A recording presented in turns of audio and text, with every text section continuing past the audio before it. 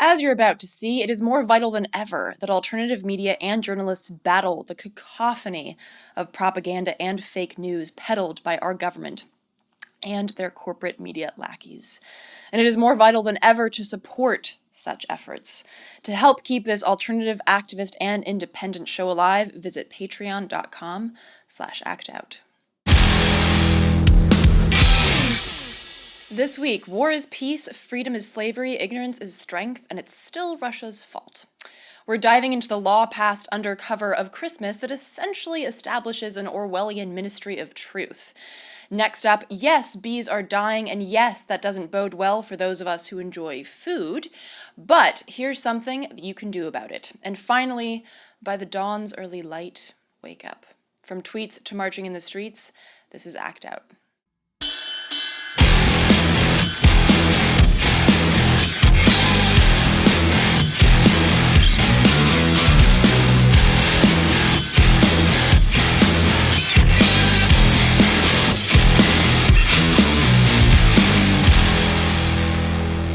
Welcome to Act Out. I'm Eleanor Goldfield, and this is your tipping point. 2017, wow. I can't believe it's 2017 already. Mostly because our ruling elite prefer to party like it's 1984. You know, war is peace, freedom is slavery, ignorance is strength, and we've always been at war with Russia. So, while you were celebrating the holidays, Barack Obama quietly approved a multi-million-dollar anti-propaganda project that feels a lot like the Ministry of Truth from George Orwell's 1984, with a more covert and far more boring name. Included as part of this year's National Defense Appropriations Act, aka NDAA, and inspired by the new Red Scare, it's called the Global Engagement Center, and it's this week's Fucked Fact. As you may recall from Orwell's novel, the Ministry of Truth controlled all the media, from journalism to entertainment, ensuring that it all conformed to the government's agenda. America's new Global Engagement Center is also designed to control the media narrative at a time when alternative media outlets and journalists known to question the U.S. empire are being slammed for acting as Russian spies.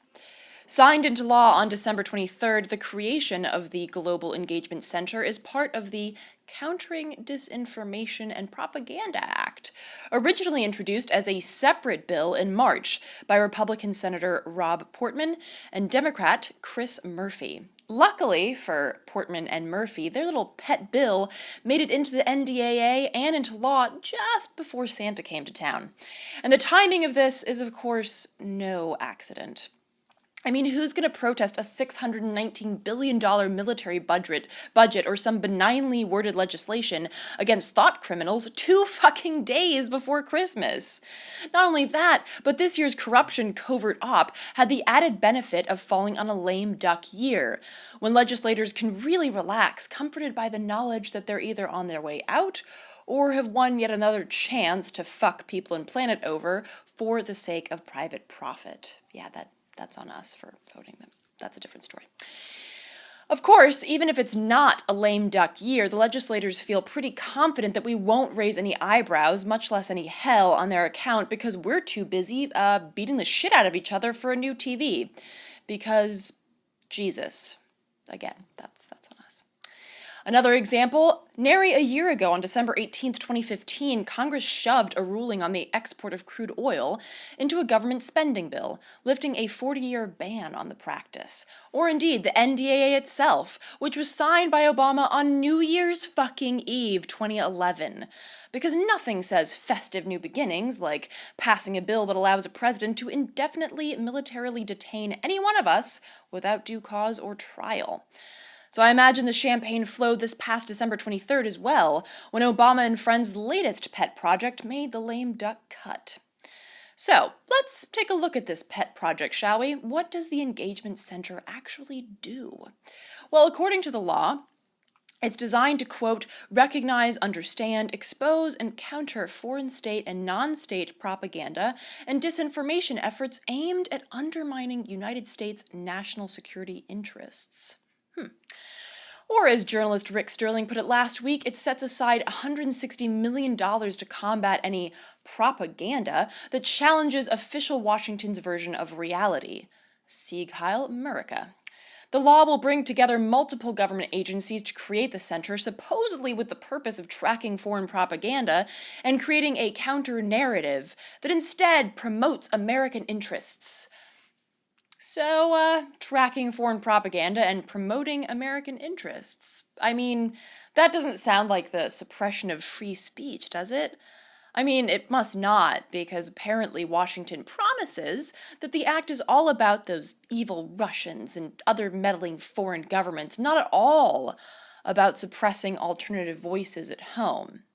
Cool, so I guess that blacklist of journalists that we mentioned in episode 93 is just kind of an unfortunate coincidence. And our own government's habit of creating propaganda and fake news by the truckload is beside the point, because when we do it, it's not propaganda, and if you think it is, you are a dirty Russian spy. See how that all works? And indeed, it does work, because by now our propaganda machine has much of the public convinced, without any evidence, that the Russians altered our election results and are even hacking our power grid. Last week, James Clapper, the director of national intelligence, claimed that Russia is a, quote, existential threat to the U.S. and that the intelligence community has evidence to support the story that Russia not only hacked our elections, but spread fake news and propaganda. Meanwhile, he's just not able to produce any evidence because that would help the enemy. Quote, we'll be as forthcoming as we can, but there are some sensitive and fragile sources and methods here. Keep in mind that this is this guy. Does the NSA collect any type of data at all on millions or hundreds of millions of Americans? No, sir. It does not. Not wittingly. Of course, when it came out that that was all bullshit and the NSA was definitely spying on anyone and everyone, Clapper defended himself by talking about wife beating. I was asked, when are you going to stop beating your wife kind of question, which is meaning not answerable necessarily by a simple yes or no. So I responded in what I thought was the most truthful or least untruthful manner by saying no. Yeah, this guy is precisely who you want heading up your fucking intelligence community. But luckily for the powers that be, American minds are malleable. We've all but forgotten Clapper's past cock-ups and prefer now to focus our attentions on Red Scare 2.0 and all the necessary trimmings, i.e., the Global Engagement Center. And no one seems to be sure, based on the purposefully vague language in the bill, exactly how the new center will operate, or how the public could hope to keep its power in check. What we do know is the center will be formed within the next 180 days, with the director appointed by the president. In other words, staffed with fascist cronies selected by Donald Trump. But I'm sure he'll use it wisely, right? I mean, ignoring the fact that you can't actually use a totalitarian tool of mind control and misinformation wisely, ignoring that fact, we're going to be okay. And before you shrug and say, well, I don't watch TV anyways, the bill seems especially concerned with monitoring social media. In a recent development, foreigners entering the U.S. are now asked to voluntarily provide their Twitter, Facebook, Skype, and other social network accounts to border guards, just in time for this new Global Engagement Center to begin tracking their supposedly free speech for signs of anti-American sentiments. From dissidents speaking their mind on Twitter to journalists that won't mindlessly repeat the Pentagon's pro-war message, the U.S. government is making a list, and if you will, they're checking it twice. When even respected alternative media sites like the ones we mentioned in episode 93 are being accused, again, without any evidence, of spreading Russian propaganda, with Trump already threatening the media on a daily basis, it's not really a surprise that the ruling elite are partying like it's 1984. In this more overt, fucked up Orwellian atmosphere, it will be more important than ever to support your favorite independent investigative journalists and alternative media outlets. We'll all have to work together to keep a free press alive and to be smarter than the propaganda machine that would have us swallowing jingoist-laden fake news, jagged lies, and fucked facts galore. Moving on, let's talk bees. Back in episode 83, I talked about how 7 bee species in Hawaii were recently added to the list of endangered species for the first time in history. And indeed, how important bees are for our survival, seeing as 1 of every 3 bites of food that we eat is thanks to pollinators, i.e. bees. Well, as is the cornerstone of this show, now that you know, what are you going to do about it? As it happens, Charlie Moore isn't just doing something about it, he's created a nationwide community where anyone can do something about it, even if you only have a small patio-sized garden. Take a look. It really came down to post-World War II. After World War II, everything started changing to monoculture farms. So before that, it was all polyculture, meaning we were growing a lot of stuff. People were utilizing the honeybees to produce honey. And it was the only manageable pollinator that we knew of. So because of that, all of a sudden when we went to monoculture, they just kept using the honeybee as their primary pollinator. They didn't know of any other resource to use. They didn't even know about using the native pollinators. It was just if we had this one here and it was able to produce a byproduct of honey, which was also something that they can monetize on, it just made sense. So over the last 7 decades, really, it's always been a big emphasis. I mean, the honeybee industry alone is a multi-billion-dollar industry of pollination. Unfortunately, it's also very unethical. We're transporting these bees starting from the West Coast in a lot of the almond orchards, as an example. So now every time a honeybee lands on a flower there, it's picking up the native pathogens that are there, and it's also picking up the pesticides that are being sprayed on those plants. So then when those bees get picked up, and the almond orchards only bloom for a 14-day period. So after that 14 days, the honeybee keepers come back in, pick up those bees, transport them to another state. So now when those honeybees go to that other state, it's transporting the non-native pathogens now to the new flowers. And it's also transporting the pesticides that were used on another crop into another orchard. Unfortunately, by the time they get here to the East Coast, it's like a bomb went off, and it severely impacts the species of native pollinators. So from the research that we've been doing and the farms that we've been working with, we're showing that utilizing these specific hole nesting bees, a honeybee can travel up to 8 miles for food, okay? Typically about 2 miles if there's a good sustainable food source in the area, but they have a really large distance of travel. Hole nesting bees only have a 300-foot radius of travel, meaning that you can really keep them contained without spreading any non-native pathogens and such. And you're not moving these bees around. Once they're in the orchard, they're there. They're there doing their job, and they're going to be there throughout the entire season. The reason why they're better pollinators, nothing against the honeybee, by the way, but the honeybee is not a native bee to the United States, okay? The honeybee I call a pollen stripper.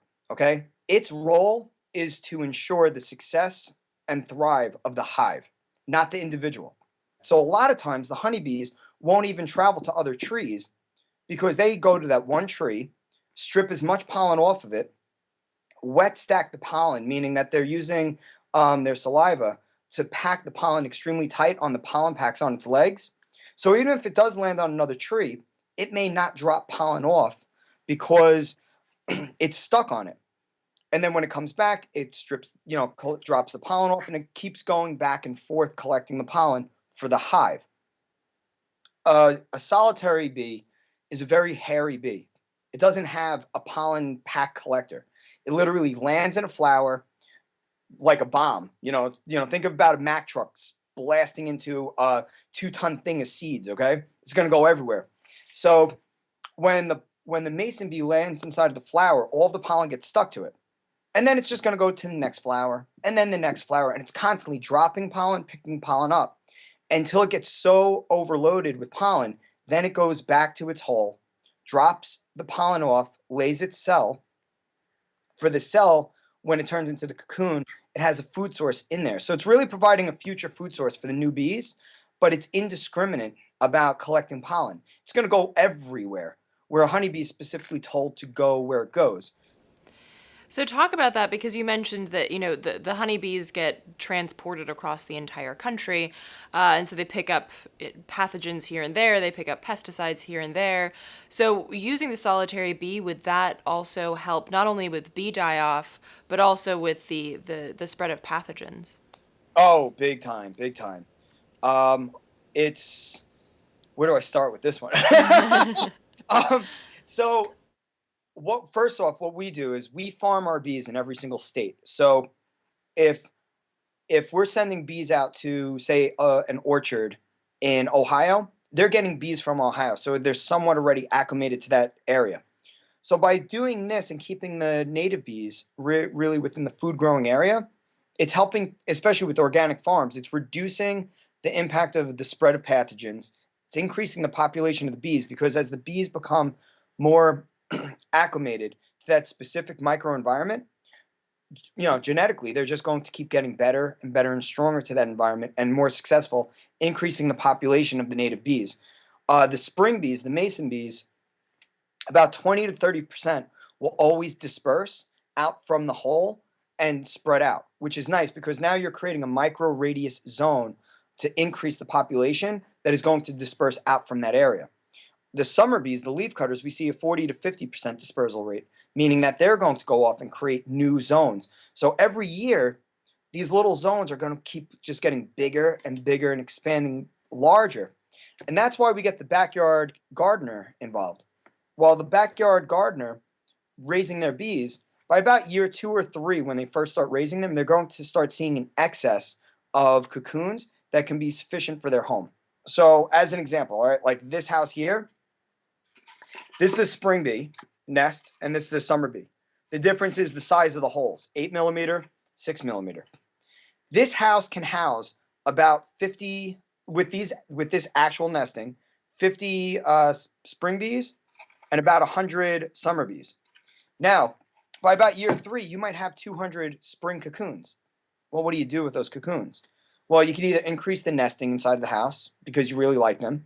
You can let them all out, and the excess will completely disperse, which is awesome because you're helping to significantly increase the radius now of the population, because they will travel up to a half a mile for a new home. Or what we do is we call it the bee buyback. We buy back your excess because now you're giving us a population that we can work with that's specific and unique to that geographic environment that we could put back out into the orchards, making it more successful to the farmer to have a very acclimated pollinator that's very used to that microgeographic region to significantly increase the yields of food. I mean, some farms we're seeing over 400% increase of yield of food production just from these bees. And the ratio is much lesser as well. A honeybee is about, we see about 60,000 bees per acre. As we progress, and as everything from climate change to pesticide use to all these things shift, do you see us needing to shift towards a less of like we only grow apples or we only grow spinach, to really embrace this sort of polyculture, as not just for our own sake but also for the bees? Absolutely. I mean, what's so cool is that the societal trend is happening organically, which is really cool. People are becoming more and more aware and really concerning about what are we eating, you know? And farmers are feeling the impact of that, and they're going organic. But to go organic, you have to create biodiversity. And it really all stems in the soil. If your soil is chemically induced, you're not going to be able to grow things properly. So let's clean the soil, put the microbes back into the soil, the life, the organic matter that starts life. Allow cover crop. All right, allow plants to bloom that are going to be blooming outer season of your actual crop plants, and plant other crops that are going to be blooming outside of that as well. And by doing that, you're creating more food overall throughout the season. Yes, it may be a little bit more work, but now you're providing something healthy. You're bringing the ecology balance back, and you're not spending so much money anymore on the chemical maintenance. When you start altering nature, which has been evolved over millions of years, you don't know what the long-term adverse effects are going to be for us. Okay, it may in the very short run, do okay for us, but genetically, what are we changing in our system? You know, what are those, you know, hundreds and thousands and millions of year old immunities of these bacterias that our bodies have built up that we may be accidentally getting rid of? When there's a sign outside, when something gets sprayed and it says, don't walk on this for 24 hours, that's a problem. Like, that's a serious, serious. And why is that okay for society to accept? Why should things have to be labeled organic? You know, things should be labeled, here, we grew this chemically. So shifting more towards your site, the site is very much about getting people, not just raising awareness about this solitary bee, but also getting people to raise bees. So talk about this initiative. Whereas like a lot of people be like, oh, this is a site about bees, and here's help save the bees, and you get a tote bag. Like your initiative is much more like, no, you come, we will send you stuff, and you raise the bees yourself. Talk about that initiative. Why? Why is it so important for people to raise bees? It's a matter of transforming their own backyard environments, and starting with the bees as their first stepping stone towards building an organic lifestyle, really, what it comes down to. And sustainability. If your bees are dying, your land is unhealthy. And it's a clear inclination of that, okay? If you walk outside on your lawn and you don't see any bugs crawling around, you have a problem. Bugs are supposed to be there. So when you start raising bees, all of a sudden it kickstarts the life of everything around it. It increases the health of the plants by pollinating more. You're getting more native species of other native flowers growing, creating biodiversity of flora, attracting the non-manageable pollinators, butterflies, hoverflies, bumblebees. All of a sudden, grow a garden, you know, grow food. You're going to be so happy growing food. And the level of gratification in this, it's wild. It's a very psychological piece too. You start seeing yourself removing your time away from, you know, literally doing this, you know, all day long, to being outside, getting your hands dirty, feeling good, breathing in the fresh air, looking around and exploring like, wow, I was able to create an ecologically balanced environment in my backyard. And your backyard now becomes, I don't even like to use the phrase backyard anymore. I call it your exterior living environment. And that's what it should be. It's your stress-free zone. Sit outside, leave your phone inside. All right, take your watch off and breathe and live at the pace of nature. At the end of the day, in a long-term goal, 20 years from now, if we get a big population to do this, the health of our environment is going to be so much greater. For more on Charlie's site, Crown Bees, and indeed, to get started with your own solitary bee project, visit crownbees.com. And now, moving on, here's a little something to take you into next week, into the new year, and on down the line. For the light, for the fight. Because sometimes the day is too much to carry into night. Sometimes the fight is too heavy, and if Atlas shrugs, do we let the world fall? Do we watch him drop the ball? Let apathy, passivity make the last call? Skim the rim of worldly sins, go ahead, dive right in. Soar the abyss, be so remiss. Dream for you wake, for there you will make a vision, a hope for the change. Stay woke as you sleep, keep the remind so we don't rewind to thinking that things will be fine. Keep a hold on the goal that has echoed from souls of oppression since man first turned cold and found this aggression to torture his own. The titans of old wear new masks. Behold, you are the same beat-down mass, the same 99 that must now hold the line and say, no, you can't pass. For there is a time in any age, a threshold of collective rage, and once it's crossed, so many wake to ills that they had kept at bay, and though it feels this reel repeats, that our sick loop is nothing more than good intentions dashed by human nature's daft convention. The nihilist lets out a sigh, holds a drink and winks an eye. And I will drink to that. Our folly is our common theme, a repetitious, stupid meme, an old, familiar scene. But does it mean that we won't try? That we won't raise a fist to darken skies? That we will lie like dead horses waiting to be beat? Or will you take the streets, your streets, our streets? And when I say our streets, I am defending these concrete lines from their corporate lies. I am defending that hope, a soul, a mind from corporate tithes. I will hold this ground, this hallowed space, made so by this crowd, the one collective name of we, the people. We've passed the threshold now, and our power rests in knowing we have none, that we gave up our rights on life to shadow puppets dishing lies. Yes, hope is thin, our chance to win meager at best. But for the rest of our time, it is our time. Yes, this place is scarred. This time is ours, and what we do now will mark how we chose to be, slaves or free. Yes, they made you believe that freedom is better on your knees, and when you do rise, they'll quickly knock you down. But rise again. Rise even if you're tired every time, for there is no end of the line on the front lines. And sometimes the day is too much to carry into night. But in the dawn's early light, wake up.